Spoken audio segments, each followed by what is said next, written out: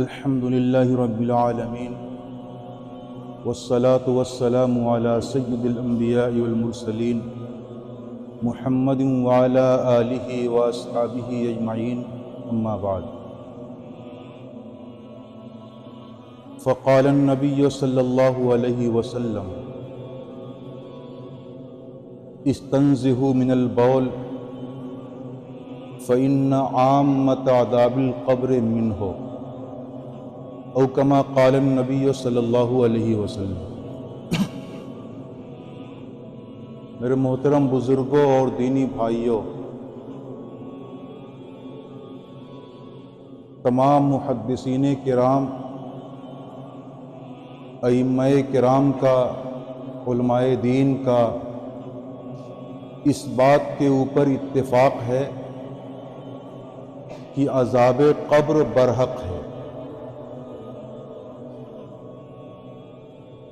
ہم اہل سنت والجماعت کا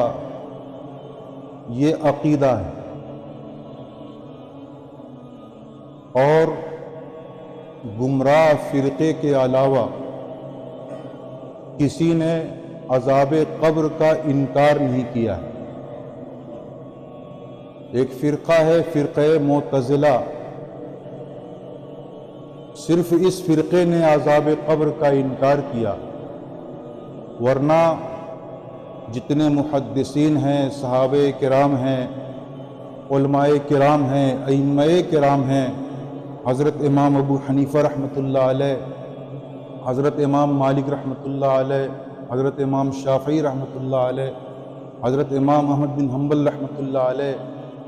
اور جو ہمارے اکابر ہیں، بزرگان دین ہیں، ان سب کا اس کے اوپر اتفاق ہے، کسی کا کوئی اختلاف نہیں۔ اور ہمارا یہ عقیدہ ثابت ہوتا ہے قرآن کریم کی آیات سے بھی اور احادیث سے بھی۔ قرآن کریم میں بھی عذاب قبر کا تذکرہ ہے اور احادیث میں بھی اس کا تذکرہ ہے۔ نبی اکرم صلی اللہ علیہ وسلم اپنی نمازوں کے بعد ایک دعا کرتے تھے، بہت ساری دعاؤں میں ایک دعا یہ بھی تھی آپ کی، کہتے تھے اللہم انی اعوذ بک من عذاب القبر، اے اللہ میں آپ سے عذاب قبر سے پناہ مانگتا ہوں، میں آپ کے ذریعے عذاب قبر سے پناہ مانگتا ہوں۔ یہ نبی کریم صلی اللہ علیہ وسلم نمازوں کے بعد دعائیں کیا کرتے تھے۔ قبر کی ایک صورت ہے اور ایک حقیقت ہے۔ ہم اور آپ جن قبروں کو دیکھتے ہیں، جن میں مردوں کو دفن کرتے ہیں، یہ قبر کی صورت، قبر کی حقیقت کیا ہے؟ اسی حقیقت کو جن لوگوں نے نہیں سمجھا، ان لوگوں نے عذاب قبر کا یا ثواب قبر کا انکار کر دیا۔ قبر کی حقیقت ہے یہ دنیا اور آخرت، اس کے بیچ ایک عالم ہے جس کو برزخ کہا جاتا ہے، وہی قبر کی حقیقت۔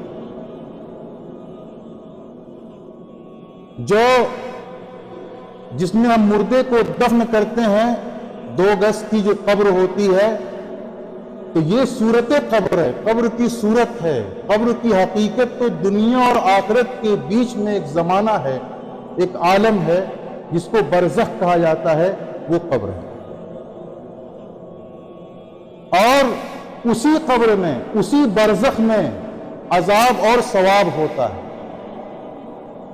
ورنہ یہ جسم جس کو ہم دفن کرتے ہیں، یہ تو 2-4 دن کے بعد سڑ گل جاتا ہے،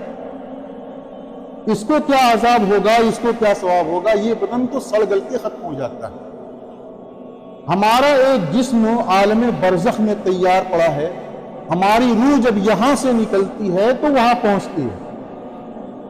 اور وہی جسم اور روح جو ہے، جو برزخی جسم ہے اور روح ہے، وہی عذاب کو محسوس کرتی ہے، وہی ثواب کو محسوس کرتی ہے، اسی پر سب کچھ ہوتا ہے۔ نبی اکرم صلی اللہ علیہ وسلم جب دفن سے فارغ ہوتے، کسی میت کو دفن سے فارغ ہوتے، تو آپ کہتے، حدیث شریف میں آتا ہے، فرماتے حدیث شریف میں ہے کہ اذا فرغ من دفن المیت، جب میت کے دفن سے آپ فارغ ہوتے تو کہتے استغفروا لاخیکم، تم لوگ اپنے بھائی کے لیے مغفرت کی دعا کرو، وصلوا له بالتثبیت، اور اس کے لیے ثابت قدم رہنے کی دعا کرو، اللہ تعالیٰ سے مانگو، فإنه الآن يسأل، کیونکہ اس سے اس وقت سوال کیا جا رہا ہے، اس سے پوچھا جا رہا ہے۔ دفن کے بعد نبی کریم صلی اللہ علیہ وسلم قبر کے پاس کھڑے ہو کر کے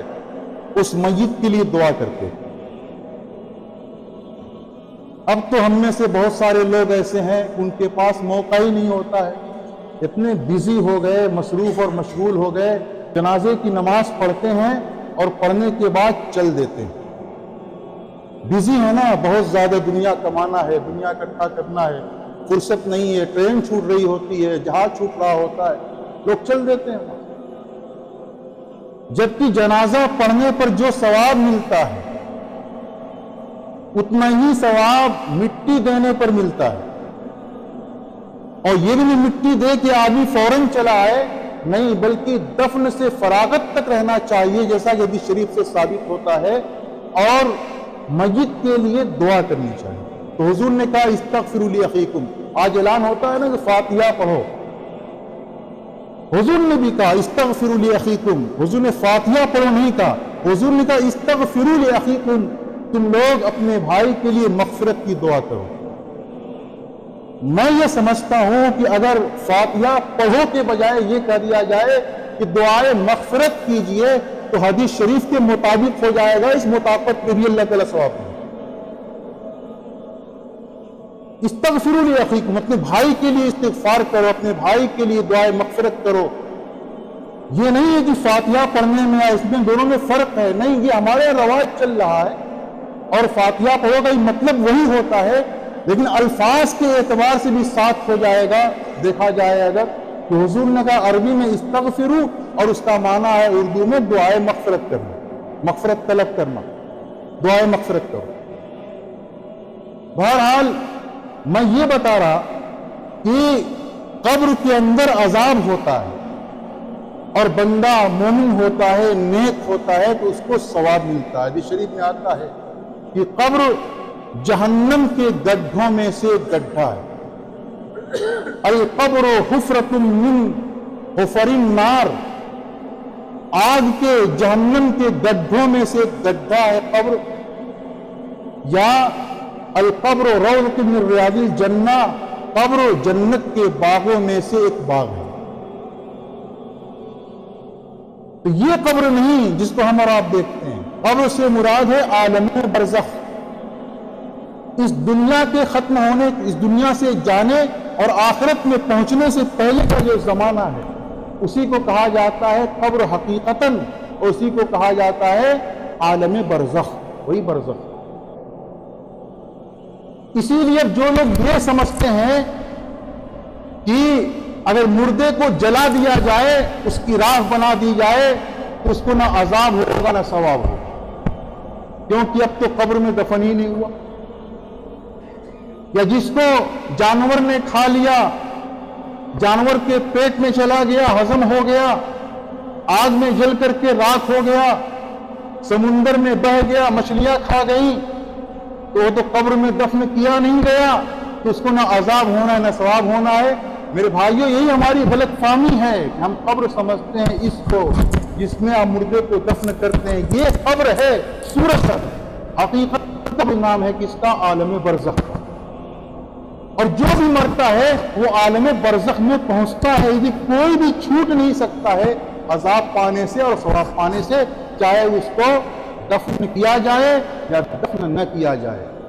کیمیکل ڈال کر کے اس کو پانی کی طرف بہا دیا جائے، یا جانور اس کو کھا کے اپنی خوراک بنا لے اور پاخانہ کر دے، یا اس کو آگ میں جلا دیا جائے، کسی بھی صورت میں، ہر صورت میں اس کو عالم برزخ میں پہنچنا ہے اور اپنے کیے کا حساب کتاب دینا ہے، اسی کے لحاظ سے اس کے ساتھ معاملہ ہونا ہے، یا تو ثواب ملنا ہے اس کو یا عذاب ملنا ہے۔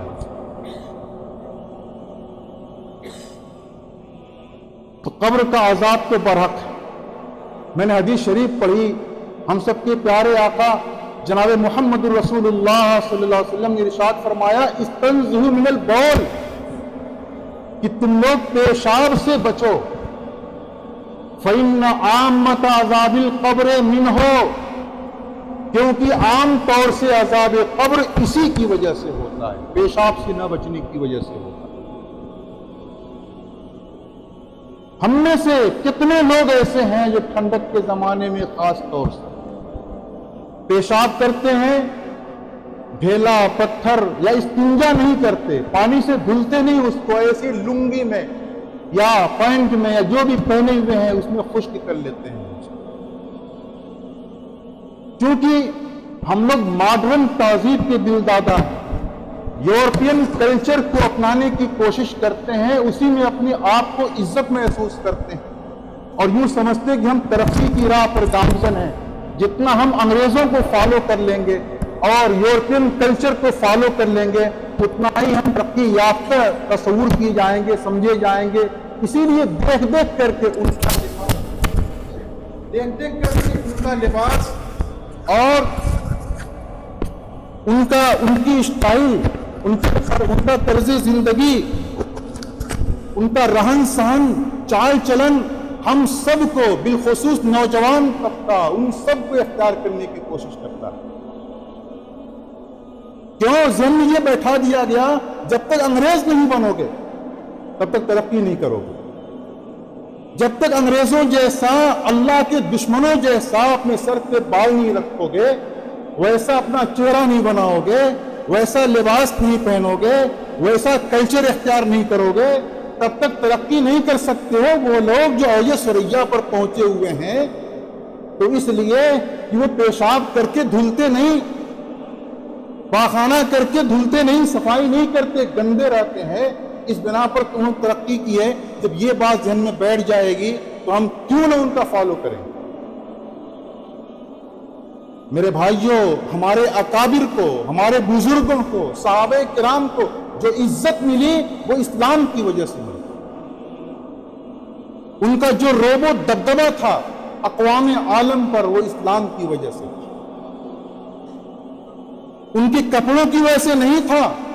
ان کے مسلمانوں کے کپڑوں سے اچھے کپڑے ان کے ہوتے تھے، ان کی تلواروں سے اچھی تلواریں ان کی ہوتی تھی، ان کا رہن سہن ان سے اور اچھا تھا۔ دنیا کے لحاظ سے دیکھا جائے وہ ان سے زیادہ راحت میں، آرام میں تھے، لیکن پھر بھی مسلمانوں کا نام سن کے ڈرتے تھے۔ کیوں؟ ان کے اندر جو قوت تھی وہ اسلام کی قوت تھی، ایمان کی قوت۔ تو حضور نے فرمایا کہ تم لوگ پیشاب سے بچو، استنزہوا من البول، پیشاب سے بچو، کیونکہ عام طور سے عذاب قبر اسی کی وجہ سے ہوتا ہے۔ ایک مرتبہ نبی کریم صلی اللہ علیہ وسلم کا گزر ہوا، غالباً عبداللہ ابن عباس رضی اللہ عنہما اس کے راوی ہیں، کہ ایک دو قبروں پہ گزر ہوا۔ آپ جب وہاں پہنچے ہیں تو کہتے ہیں ان دونوں قبروں کو عذاب ہو رہا ہے، اس میں جو لوگ دفن ہیں ان کو عذاب ہو رہا ہے، اور حضور نے بتایا ان کو کوئی بہت بڑی بات میں عذاب نہیں ہو رہا ہے، کوئی بہت بڑی ایسی چیز جس کو آدمی کر نہ سکے یا جس کا کرنا بہت بھاری ہو، مشقت آمیز ہو، اس کی وجہ سے عذاب نہیں ہو رہا ہے، بلکہ اس کام کا کرنا آسان ہے ان کے۔ اور اس کے بعد کیا کہا؟ ایک کو عذاب ہو رہا ہے چغلی کرنے کی وجہ سے، کہ چغلی کرتا، دنیا میں لڑاتا تھا، لگائی بجھائی، لکڑی لگاتا تھا، دو آدمیوں میں جھگڑا کراتا تھا، اس کے پاس آتا تھا، اس کی شکایت کرتا بنا بنا کر کے، پھر اس کے پاس جاتا تو اس کی شکایت کرتا، دونوں طرف کان بھرتا تھا، اور اتنا کان بھر دیتا تھا یہ دونوں ایک دم منتظر رہتے تھے کب ملاقات ہو اور ہم ایک دوسرے کا گریبان پکڑ کے شروع ہو جائے۔ یہ لگائی بجھائی کرنے والا کام کرتا تھا، اس لیے اس کو عذاب قبر ہوتا ہے۔ ہم میں سے کتنے لوگ ہیں یہ کام کرتے ہیں، بڑا انٹرسٹ ہوتا ہے اس میں۔ اور دوسری قبر کو عذاب ہو رہا ہے پیشاب سے نہ بچنے کی وجہ، پیشاب سے پرہیز نہیں کرتا تھا، بچتا نہیں۔ یقین جانیے کہ قبر کے اندر جو عذاب ہوتا ہے، مردے کی چیخیں نکلتی ہیں، انسان اور جنات کے علاوہ تمام مخلوق سنتی ہے۔ ایک بار اللہ کے رسول نے فرمایا کہ اگر مجھ کو اس بات کا اندیشہ نہ ہوتا کہ تم لوگ مردوں کو دفن کرنا چھوڑ دو گے، کسی کی مائی کے لال کی ہمت نہیں پڑے گی قبر کے گڈھے میں اترنے کی، تم لوگ مردوں کو دفن کرنا چھوڑ دو گے، مجھے اس بات کا اندیشہ نہ ہوتا تو جو عذاب ہوتا ہے میں دعا کرتا کہ اللہ تعالیٰ تم کو بھی سنا دے جیسا کہ میں سنتا ہوں، جیسے میں سنتا ہوں اس مردے کی چیخ اور پکار کو خدا سے دعا کرتا خدا تم کو بھی سنا دیتا۔ یہ حضور فرما رہے ہیں۔ اور اللہ کے رسول صلی اللہ علیہ وسلم نے ایک موقع پر بنو نجار کے ایک باغ میں گزرے آپ، وہاں پہ 5-6 قبریں تھیں، وہاں پہ آپ کی جو سواری تھی کھچر یا گھوڑا جس پہ آپ سوار تھے وہ سواری بدکنے لگی۔ اس کے بعد دیکھا کہ وہاں پر 5-6 یا 4 قبریں ہیں۔ پوچھا اللہ رسول نے کس کی قبریں ہیں، ان لوگوں کا کب انتقال ہوا؟ تو بتایا گیا کہ ان لوگوں کا انتقال شرک کی حالت میں ہوا ہے، زمانے جاہلیت میں ہوا ہے۔ اللہ رسول نے فرمایا کہ ان قبروں کو عذاب ہو رہا ہے، ان قبروں کو عذاب ہو رہا ہے۔ اس کے بعد اللہ رسول نے فرمایا کہ لوگوں سے کہ تعوذوا باللہ من عذاب القبر، تعوذوا باللہ من عذاب النار، کہ تم لوگ جہنم کے عذاب سے اللہ کی پناہ مانگو، قبر کے عذاب سے اللہ کی پناہ مانگو، دجال کے فتنے سے اللہ کی پناہ مانگو، تمام ظاہری اور باطنی فتنوں سے اللہ تعالیٰ کی پناہ مانگو۔ تو صحابہ کرام نے پناہ مانگی۔ میرے بھائیوں، موضوع بہت لمبا ہے، بہت وقت چاہیے اس کے بیان کے لیے۔ مجھے بتانا یہ ہے کہ ہم اور آپ جو سستی اور لاپرواہی سے پیشاب سے احتیاط نہیں کرتے، کھڑے کھڑے پیشاب کر لیتے ہیں، چھینٹیں پڑ جاتی ہیں، سوچتے ہیں چلو جمعہ کے دن نہا لیں گے، پاک ہو جائیں گے، جمعہ پڑھ لیں گے۔ کتنے ایسے لوگ خالی جمعہ کی نماز پڑھنے کے لیے آتے ہیں، بڑا افسوس ہوتا ہے کہ صرف 2 رکعت پڑھ کر کے چلے جاتے ہیں، نہ شروع کی سنت کا خیال کرتے ہیں نہ بعد والی سنت کا خیال کرتے ہیں۔ ہفتے میں آئے بھی پڑھنے، خالی 2 رکعت پڑھتے ہیں۔ اس حال میں جا رہے ہیں، اللہ ان سے ناراض ہے، رسول کا دل دکھ رہا ہے۔ آپ روضہ اطہر میں اس کی تکلیف محسوس کر رہے ہیں کہ میرا امتی جس کے لیے میں نے سب کچھ کیا، راتوں رات جاگ کر کے اس کے لیے دعائیں کی، اس کے لیے پتھر کھائے، اس کے لیے کیسی کیسی مصیبتیں برداشت کی، آج میرے اس امتی کو 4 رکعت سنت پڑھنے کا موقع ہے۔ چلے جاتے ہیں، بھاگے چلے جاتے ہیں، دروازہ کی آواز، اس میں لوگ پھنسنے کی آواز یہاں تک آتی ہے۔ کتنی بار کہا جا چکا ہے۔ اللہ اگر یہی توفیق دے دی کہ آپ جمعہ کی نماز پڑھنے کے لیے آ گئے ہیں تو اللہ کے بندو اسی نماز کو مکمل کر لو، ڈھنگ سے پڑھ لو، تاکہ یہی نماز کہیں ہو سکتا ہے اللہ تعالیٰ تو بہانہ ڈھونڈتے ہیں، کہیں اسی نماز کے ذریعے سے مغفرت ہو جائے،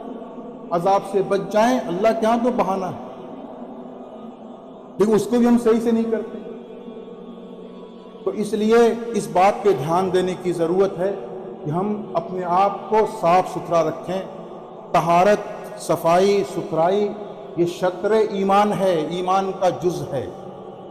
شطر ایمان ہے، ایمان کا جز ہے۔ بلکہ بعض روایتوں میں نصف الایمان کا لفظ آیا ہے کہ طہارت، پاکی، صفائی ستھرائی یہ آدھا ایمان ہے۔ اگر ہم ہی لوگ صاحب ایمان ہو کر کے، ایمان والا ہو کر کے صفائی ستھرائی کا خیال نہیں رکھیں گے تو کیا وہ لوگ جن کے پاس ایمان نہیں ہے، جن کا دھرم ہی ناپاکی کے اوپر ہے، وہ لوگ صفائی کا خیال رکھیں گے؟ یہ صفائی ستھرائی کا خیال رکھنا ہم لوگوں کے ذمہ ہے۔ اللہ تعالیٰ سے دعا کرتا ہوں اللہ تعالیٰ ہم سب لوگوں کو طہارت اور صفائی ستھرائی کا خیال رکھنے کی توفیق عطا فرمائے، اور ہم سب لوگوں کو اپنی مرضیات کے مطابق زندگی گزارنے کی توفیق عطا فرمائے۔